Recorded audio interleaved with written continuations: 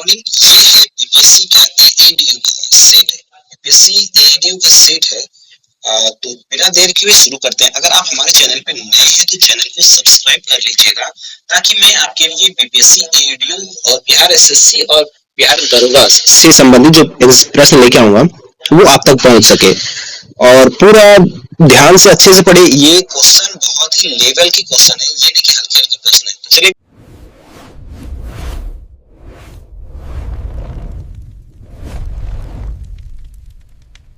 बिना देर के हुए शुरू करते हैं। आप अपनी तैयारी को बेहतर कर रहे होंगे।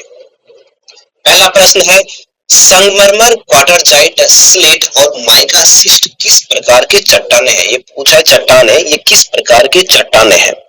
तो ये सारे जो चट्टाने होते हैं कायांतरित चट्टाने। कैसी चट्टाने होती है? कायांतरित चट्टाने होती है। दूसरा प्रश्न है, निम्नलिखित में से कौन सा शीतोष्ण घास का मैदान नहीं है? शीतोष्ण घास का मैदान नहीं है तो उष्ण होगा। तो जो ये सवाना है, सवाना क्या है? उष्ण है। सवाना उष्ण घास का मैदान है। नंबर प्रश्न, पृथ्वी के घूर्णन के कारण निम्न में से क्या होता है? पृथ्वी जो घूर्णन करती है उसके कारण क्या होता है, पूछा गया है प्रश्न। क्या दिन और रात होता है, मौसम में बदलाव होता है, हवाओं का मुड़ना होता है, सूर्य का पृथ्वी से पश्चिम की ओर जाना? इसमें से क्या होगा? इसका ऑप्शन यहाँ हुआ है, बताइए। तो इसका होगा ऑप्शन नंबर बी 1, 3, 4। तो मौसम का बदलाव घूर्णन के कारण नहीं होता, ये गलत है। बाकी 1, 3, 4 सही है। 4 नंबर प्रश्न भी एसएसएल वाला है। कौन सा भू आकृति हवा की क्रिया एओलियन प्रक्रिया से बनती है? रेत की टीले या लोयस का जवाब या मशरूम चट्टाने? कौन सी क्या होगी? 4 का भी सी होगा, इनमें से तीनों हो जाएगा। ये भी तीनों।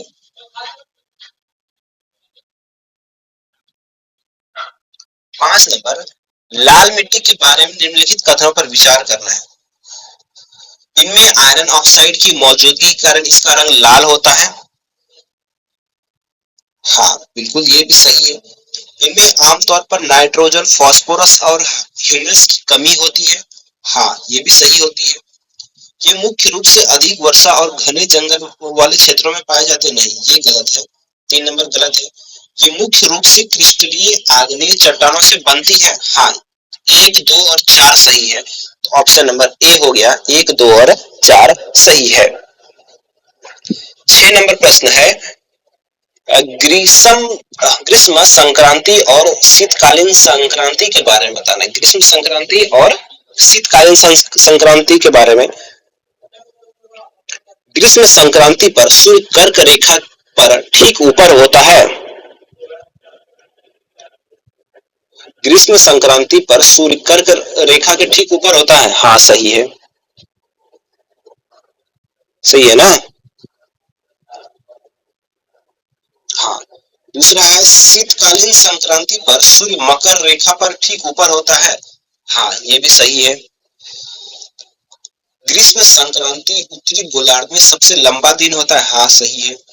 शीतकालीन संक्रांति दक्षिणी गोलार्ध में सबसे छोटा नहीं बल्कि सबसे बड़ा दिन होता है, तो ये गलत है। तो 1, 3, 1 और 2 3 सही है, तो ए नंबर सही है।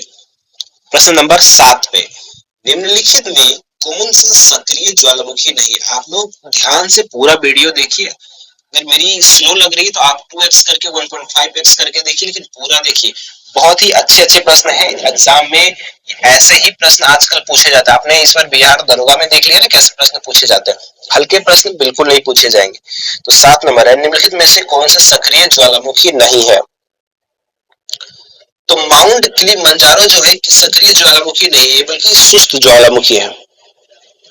8 नंबर प्रश्न चलिए देखते हैं। नीतिला दर्रा भारत निम्नलिखित में से किस राज्य में स्थित है? माना नीति ला दर्रा जो है भारत के किस राज्य में है? उत्तराखंड में। माना नीति उत्तराखंड, दर्रा कहाँ है? उत्तराखंड में है। भारत के निम्नलिखित द्वीप समूहों में से किसमें 572 द्वीप है? किस द्वीप समूह में 572 द्वीप समूह है? 9 नंबर प्रश्न। तो अंडमान और निकोबार द्वीप समूह में 572 द्वीप समूह है। कितना है? 500 72 है अंडमान निकोबार में। 10 नंबर, बाब अल मंडेब जल डमरू मध्य निम्नलिखित में से किस जल निकायों को जोड़ता है? बाबल मंडेप जो होता है लाल सागर को अदन की खाड़ी से जोड़ता है। बाबल मंडेप लाल सागर को अदन की खाड़ी से जोड़ता है। 13 नंबर प्रश्न, निम्नलिखित में कौन सी एक अदिश राशि है? अदिश राशि जिसमें वेग, आवेग, संवेग, विस्थापन ये सब क्या होता है? सदिश राशि होता है। तो बताइए 11 का क्या होगा? 11 का डी हो जाएगा। ये एक अदिश राशि है। ये तीनों जो हैं ये सदिश है। दिशा और विस्थापन दोनों है। विद्युत धारा की इकाई 12 नंबर पूछा है। विद्युत धारा की इकाई क्या होता है? एम्पियर। विद्युत धारा की इकाई एम्पियर होता है। ये सब प्रश्न आपको आना चाहिए। प्रकाश सबसे तेज गति किस माध्यम में चलती है? प्रकाश सबसे तेज गति किस माध्यम में? जल में, वायु में, कांच में, हीरा में। हीरा में तो सबसे कठोर होता है तो नहीं चल सकता। कांच भी थोड़ा मोटा होता है, सबसे ज्यादा वायु में होगा। इसमें से वायु अगर नहीं रहे तो निर्वात में सबसे ज्यादा चलती है। ध्वनि सबसे कठोर में। 14 नंबर प्रश्न है, विभवांतर मापने का उपकरण क्या है? विभवांतर को किससे मापते हैं? विभवांतर को वोल्ट मीटर से मापते हैं। किससे? वोल्ट मीटर से। साइंस से प्रश्न है, निम्नलिखित में कौन सा विषमांगी मिश्रण है? विषमांगी मिश्रण है। केमिस्ट्री से बताइए। तेल और पानी विषमांगी। कभी तेल और पानी एक साथ मिलता है? नहीं मिलता है, हमेशा अलग हो जाता है। किसी तत्व की परमाणु संख्या दर्शाता है। किसी तत्व की परमाणु संख्या क्या दर्शाता है? इलेक्ट्रॉन की संख्या, न्यूट्रॉनों की संख्या दर्शाती है। इलेक्ट्रॉनों की संख्या या प्रोटॉन की संख्या या परमाणु द्रव्यमान क्या दर्शाता है?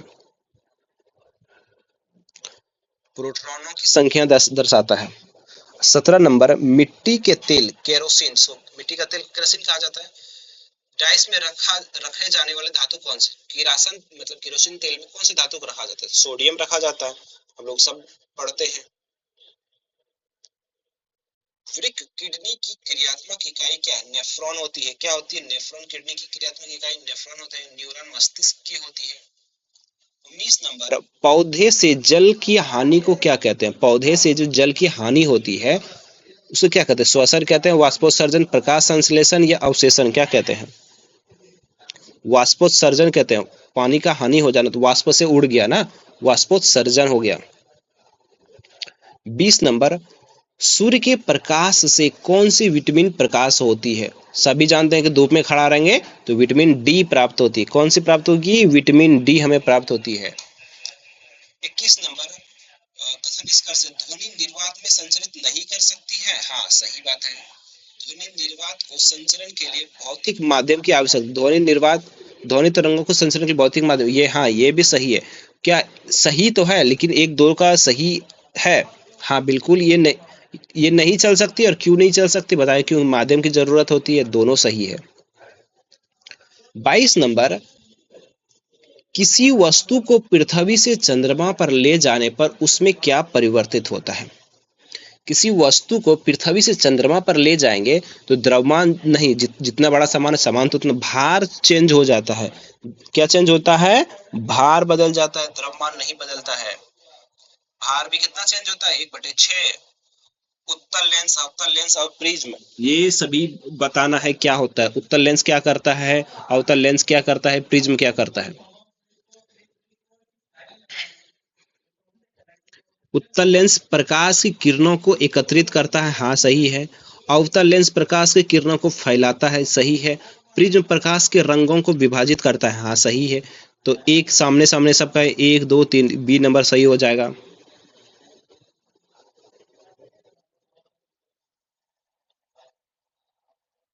24 नंबर भी कथन निष्कर्ष वाला है प्रश्न है, विद्युत फ्यूज का गलनांक कम होता है।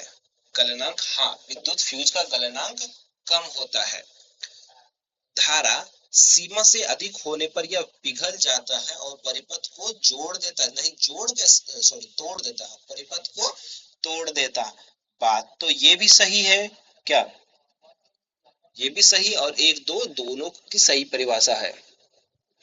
25 नंबर, ये भी कथन वाला है किसी तत्व के सभी समस्थानिकों के रासायनिक गुण समान होते हैं। क्या पूछा है? किसी तत्व के सभी समस्थानिकों के रासायनिक गुण समान होते हैं।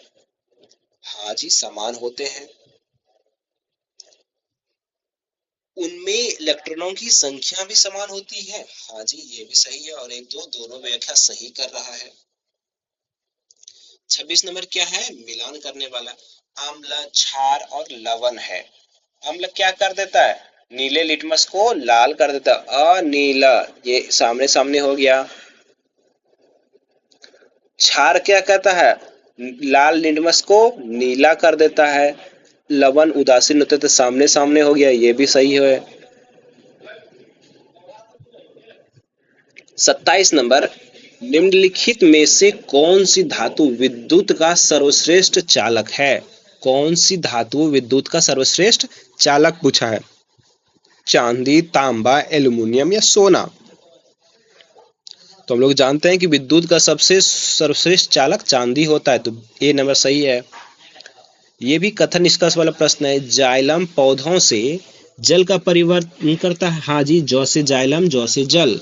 जाइलम में गति द्विस द्विस क्या है? द्विदिशात्मक होती, मतलब इधर से भी जाता है और इधर से भी, दोनों तरफ से होता है। 28 का हाँ, ए सही है, बल्कि बी गलत है। ए सही है, आर गलत है, ए हो जाएगा इसका। 29 नंबर, माइटोकॉन्ड्रिया को क्या कहा जाता है? प्रकाश कोशिका का पावर हाउस कहा जाता है। राइबोसोम को क्या कहते हैं? प्रोटीन की फैक्ट्री कहा जाता है। क्लोरोप्लास्ट प्रकाश संश्लेषण, तो ये भी सही है। अलैंगिक जनन का उदाहरण कौन सा है? अलैंगिक जनन का उदाहरण कौन सा है? ईस्ट में कली बनना। अलैंगिक जनन का उदाहरण क्या है? ईस्ट में कली का बनना। किस चोल राजा ने संपूर्ण सिलोन, सिलोन मतलब श्रीलंका, पर विजय प्राप्त की थी? किसने? राजेंद्र प्रथम या राजराज प्रथम ने? ये दोनों तो होगा नहीं, बी और सी में ही होगा, बताइए। तो राजेंद्र प्रथम ने संपूर्ण श्रीलंका पर विजय पा लिया था। 32 नंबर है, निम्न में किसने महमूद गजनी के हमले के बाद सोमनाथ मंदिर का पुनर्निर्माण कराया था? महमूद गजनी ने सोमनाथ मंदिर को लूट लिया 1027 में, 25 में। उसके बाद मंदिर का निर्माण कराया तो किसने करवाया था? भीमदेव ने करवाया था। ए नंबर सही आंसर होगा इसका। निम्न में से किस सुल्तान के काल में खलीसा भूमि अधिक पैमाने पर विकसित हुई थी? खलीसा भूमि अलाउद्दीन खिलजी के समय। खलीसा भूमि अलाउद्दीन खिलजी के समय। जो आपको प्रश्न अच्छा लगे, वीडियो को पॉज करिए और लिखिए अपनी डायरी में। 34 नंबर, निम्नलिखित में से कौन सा स्थान गुरु नानक का जन्म स्थान था? गुरु नानक का जन्म स्थान कौन सा था? ननकाना साहिब, जो वर्तमान पाकिस्तान में है, ननकाना साहिब है गुरु नानक का जन्म हुआ था। 35 नंबर, कृषकों की सहायता हेतु निम्न में से किस मध्यकालीन भारतीय शासक ने पट्टा एवं कबूलियत व्यवस्था प्रारंभ की थी? शेरशाह सूरी ने पट्टा एवं कबूलियत व्यवस्था प्रारंभ की थी। 36 नंबर, बिंदुसार के शासन काल में अशोक ने अवंती महाजनपद जीतकर मौर्य साम्राज्य में मिला लिया था। इसका उल्लेख किस ग्रंथ में मिलता है?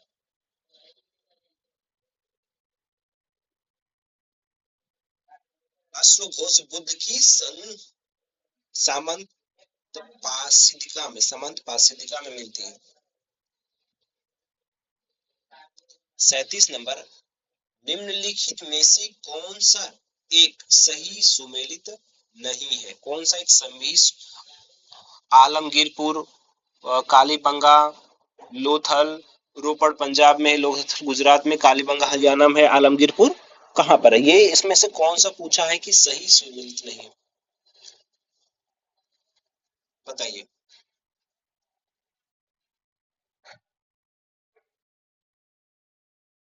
कालीबंगा हरियाणा में तो नहीं है, राजस्थान में है कालीबंगा।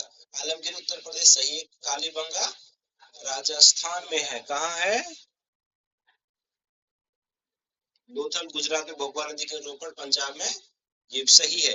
तो गलत कौन सा है? बी नंबर गलत है।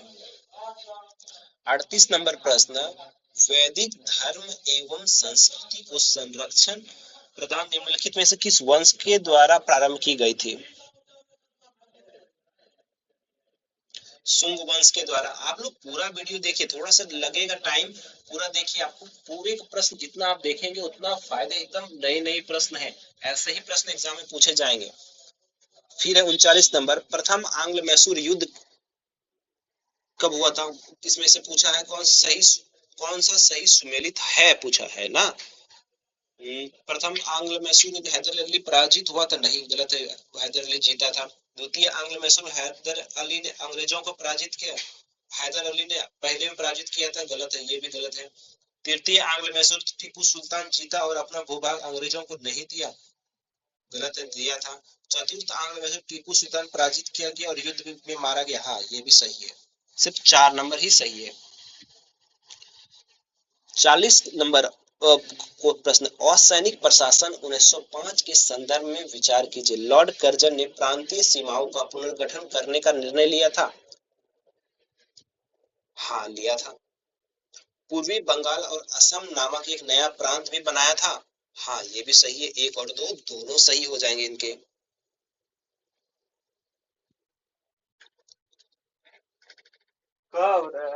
रैयतवाड़ी भू राजस्व व्यवस्था को बारामहल जिले में 1792 में पहली बार निम्न में से किसने लागू किया था? बारामहल जिले में 1792 में रैयतवाड़ी व्यवस्था को थॉमस मुनरो ने किया था। किसने किया था?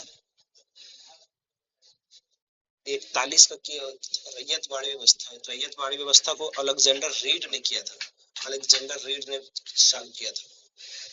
42 नंबर, अंग्रेज फ्रांसिस डे ने सन 1639 में निम्न में से कहाँ के शासक से मद्रास को पट्टे पर लिया था? 42 नंबर, चंद्रगिरी के राजा से पट्टे पर लिया था। कहाँ से? चंद्रगिरी के राजा से पट्टे पर लिया था। 43 नंबर, नवाब सिराजुद्दौला एवं ईस्ट इंडिया कंपनी के बीच संघर्ष का मुख्य कारण क्या था? सिराजुद्दौला और ईस्ट इंडिया कंपनी के बीच संघर्ष का क्या कारण था? अंग्रेज ने सिराजुद्दौला को राज्यारोहण पर विरोध किया। ब्लैक होल की घटना कौन है? ये भी सही है। दरबार के आंतरिक कलह, अंग्रेजों द्वारा व्यापार छूटों का दुरुपयोग किया जाना। 43 का क्या होगा? 43 का डी है, 43 का डी लिया गया है। अंग्रेजों द्वारा व्यापार के छूटों का दुरुपयोग किया जाना, क्योंकि वो राजमहल कुछ किला बना रहा था ना, इसलिए। ये नहीं रहता तो फिर वो सही होता। फिर है 44 नंबर, खिलाफत आंदोलन की लहर के बीच 1921 में केरल के तटवर्ती क्षेत्रों में हुए कृषक विद्रोह का राष्ट्रीय स्तर पर किन दिग्गज नेताओं ने पुरजोर समर्थन किया था? मोहनचंद्र करमचंद गांधी ने हाँ, मौलाना शौकत अली ने हाँ किया था, मौलाना अबुल कलाम आजाद हाँ, तीनों ने किया था। इनमें से 1 2 3 तीनों हो जाएंगे।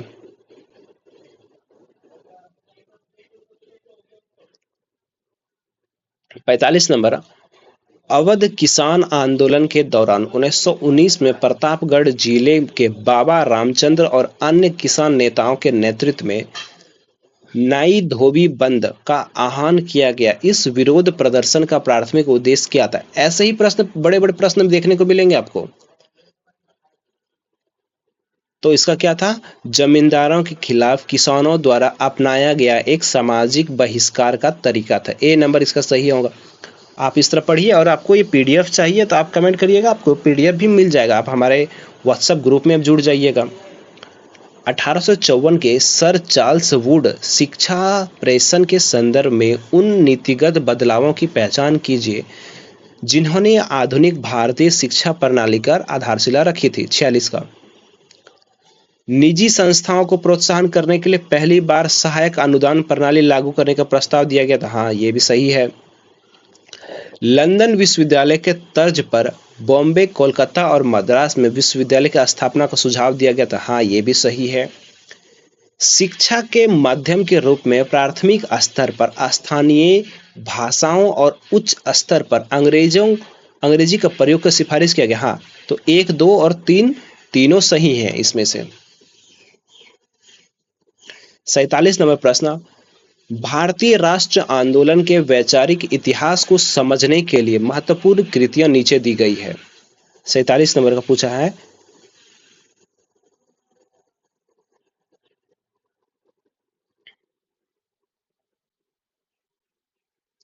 द ग्रेट डिवाइड के लेखक H.V. हडसन हैं, जिन्होंने भारत पाक विभाजन के संदर्भ में पुस्तक लिखा। हाँ, सही है।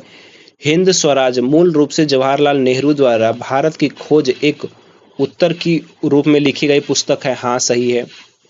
Number 3, guilty men of India's partition doctor Ram Manohar Lohia ने विभाजन के जिम्मेदार के कारकों को तीखा विश्लेषण किया। हाँ, सही है।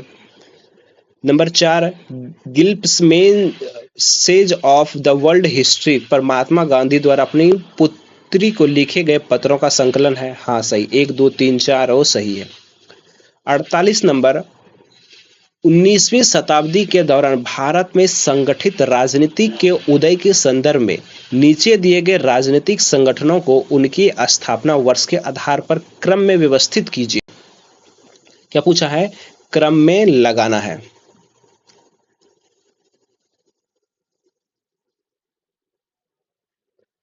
बंग भाषा प्रकाशन सभा पहला होगा, फिर दूसरा लैंड होल्डर्स समिति होगा, ठीक है। और Bengal British eastern sons Indian league, ये चारों एक सही में ही है। 49 नंबर प्रश्न, 1942 में भारत छोड़ो आंदोलन के दौरान महात्मा गांधी द्वारा समाज के विभिन्न वर्गों को दिए गए करो या मरो का निर्देश के संबंध में कौन सा कथन असत्य गलत पूछा है? सैनिक सेना ने इस्तीफा ना दे लेकिन भारतीयों पर गोली चलाने से मना कर दे। हाँ, ये सही है। सरकारी कर्मचारी नौकरी का त्याग करे और तुरंत आंदोलन में सक्रिय रूप से शामिल हो, ये गलत है। बी नंबर ही गलत है। वो गलत पता करना तो बी नंबर ही गलत हो गया, तो आगे क्यों पढ़े। 50 नंबर प्रश्न है, निम्नलिखित में से प्रथम कर्नाटक युद्ध का तत्कालिक कारण क्या था? प्रथम कर्नाटक युद्ध जो था उनका तत्कालिक कारण क्या था? अंग्रेजों द्वारा फ्रांसीसी जहाजों पर आधिपत्य था, मतलब कब्जा कर लेना। अंग्रेज ने फ्रांसीसी जहाज पर कब्जा कर लिया था। निम्नलिखित में से कौन अंतरिम सरकार का सदस्य नहीं था? अंतरिम सरकार बनी थी, उसमें सदस्य कौन नहीं थे, बताइए। डॉक्टर शंकर दयाल शर्मा अंतरिम सरकार के सदस्य नहीं थे। जगजीवन राम को क्या मिला था? श्रम मंत्री मिला था। बलदेव को क्या मिला था? रक्षा मंत्री मिला था। आसफ अली खान को क्या मिला था? रेलवे मिला था। रेलवे मिला था। आपातकाल के दौरान मौलिक अधिकारों का निलंबन किस देश के संविधान से लिया गया? आपातकाल मौलिक अधिकारों का निलंबन किस संविधान से लिया गया? जर्मनी के संविधान से। मौलिक अधिकार लिया गया अमेरिका से, लेकिन निलंबन पूछा जाए तो जर्मनी से, ठीक ना, याद रखिएगा, ट्रिकी क्वेश्चन है। फिर 53 नंबर को प्रश्न चलिए देखते हैं। परिसीमन आयोग के बारे में विचार करें। परिसीमन आयोग के बारे में विचार करना है। इसके अध्यक्ष को किसी भी अदालत में चुनौती दी जा सकती है। हाँ, सही है। प्रधानमंत्री परिसीमन अधिनियम के तहत आयोग की नियुक्ति करते हैं? नहीं, केवल एक होगा। फिर है 54 नंबर, निम्नलिखित में से किस मामले में वार्ड समिति अनिवार्य है? किस मामले में पूछा? वार्ड का जो समिति है वो अनिवार्य होगा। वार्ड का समिति क्या होगा? अनिवार्य होगा। किस मामले में? 3 लाख या उससे अधिक जनसंख्या वाले नगर पालिका में वार्ड समिति। 54 नंबर, निम्नलिखित पर विचार करना है। सॉरी, 55 नंबर ना, 55 नंबर, इनमें से कौन से राज्यपाल की विवेकाधीन शक्तियां हैं? क्षमा करने की शक्ति नहीं, राज्य विधानमंडल को बुलाना नहीं, राज्य विधान सभा को भंग करना नहीं, महाधिवक्ता की नियुक्ति नहीं, इनमें से कोई भी नहीं होगा। 56 नंबर, सुप्रीम कोर्ट के अधिकार क्षेत्र के बारे में निम्नलिखित कथनों पर विचार करना है। सुप्रीम कोर्ट के अधिकार क्षेत्र के बारे में निम्नलिखित कथनों पर विचार करना है। 56 नंबर बताइए। ऐसे ही प्रश्न आएंगे। आपको लगता है कि वन लाइनर जो स्पीडी पढ़ के आएगा वो नहीं आने वाला है, स्पीडी और लुसेंट पढ़ के। 56 नंबर देखिए, इसका मूल अधिकार क्षेत्र केंद्र और राज्यों के बीच के विवाद तक फैला है। हाँ, ठीक है। इसका सलाहकार अधिकार राष्ट्रपति पर बाध्यकारी है। नहीं, जरूरी नहीं जो सलाहकार दे राष्ट्रपति माने, ये जरूरी नहीं है। इसका अपीलीय क्षेत्राधिकार दीवानी और आपराधिक मामले शामिल है। हाँ सही, 1 और 3 सही है, 2 गलत है, 1 और 3 हो जाएगा। 57 नंबर, धन विधेयक और वित्त विधेयक के बीच में अंतर के बारे में इनमें से कौन सा विकल्प सही नहीं है। धन विधेयक और वित्त विधेयक के बारे में जो अंतर है उसके बारे में कौन सा सही नहीं। दोनों में राज्यसभा बदलाव कर सकती नहीं, राज्यसभा कुछ नहीं कर सकती धन विधेयक के मामले में, राज्यसभा के पास इसकी शक्ति नहीं होती है। 58 नंबर, राष्ट्रीय आपात क्या पूछा है, विशेष बहुमत की आवश्यकता, विशेष बहुमत की आवश्यकता किस किस में होती है पूछा है। राष्ट्रीय आपातकाल की घोषणा करना है, विशेष बहुमत चाहिए। हाँ चाहिए। राष्ट्रीय आपातकाल की समाप्ति नहीं, समाप्ति में विशेष बहुमत नहीं चाहिए। राष्ट्रपति शासन की मंजूरी के लिए विशेष बहुमत नहीं। संवैधानिक संशोधन करना है तो विशेष बहुमत हाँ चाहिए, 1 और 4 हो जाएगा। 59 नंबर, संविधान का कौन सा अनुच्छेद चुनाव आयोग का प्रावधान करता है। संविधान का कौन सा अनुच्छेद चुनाव आयोग का प्रावधान करता है बताइए। 324, अनुच्छेद 324 में निर्वाचन आयुक्त है। 60 नंबर, प्रश्नकाल मुख्य रूप से किसके लिए होता है। प्रश्नकाल जो है मुख्य रूप से किसके लिए होता है, सरकार की बजट दोहराने के लिए। किसके लिए होता है, सरकार की बजट दोहराने के लिए होता है। तो इस वीडियो में हम ये 60 तक ही रखते हैं क्योंकि वीडियो बहुत लंबी हो जाती, दूसरा वीडियो बना देंगे। मिलते हैं दूसरे वीडियो में। अगर आपने अभी तक पूरा वीडियो यहाँ तक देख लिया तो आपको मैं यकीन कहता हूँ कि ये 60 को प्रश्न आपको याद हो जाएंगे, और ऐसे ही प्रश्न आप अगर रोज पढ़ते हैं तो आपको बहुत ज़्यादा फायदा हो। ये अभी मैं अपने तुरंत ग्रुप में इसको भेज रहा हूँ, तो आप वहाँ से इसको देख लीजिए।